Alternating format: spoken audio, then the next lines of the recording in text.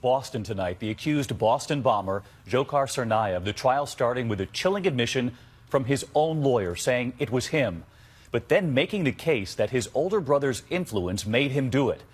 And at this hour, startling new images of the moment those bombs went off, prosecutors showing the pictures, building a case for the death penalty. And look, inside the sporting goods store, bystanders running from the blast that day.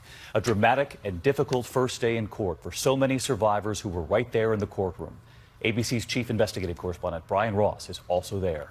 With new video made public for the first time today, prosecutors brought back the horror of that festive spring race day in Boston. The first bomb blast near the marathon finish line, and then in the distance, the second, much more powerful blast.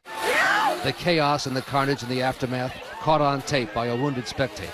Get her out of here. Frantic emergency workers try to treat the most seriously injured first. You're okay, go on. Inside a nearby sports store, stunned and wounded spectators stumble in. The store manager uses running clothes to fix a tourniquet on the leg of a badly injured woman.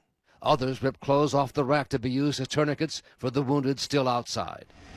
It was a dramatic opening day in the trial, attended by dozens of victims who were wounded or lost limbs in the attack.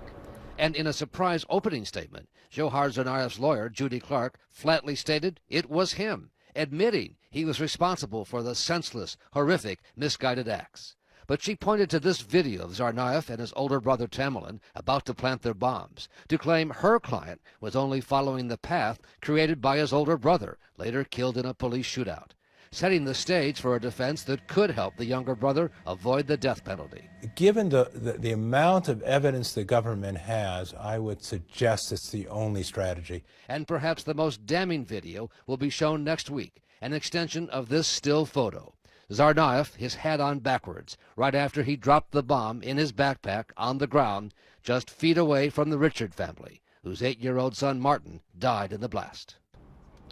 Prosecutors told the jury today they will prove that Tsarnaev was a committed terrorist in his own right, a soldier in a holy war out to punish America. David? Brian Ross leading us off tonight from Boston. Brian, thank you.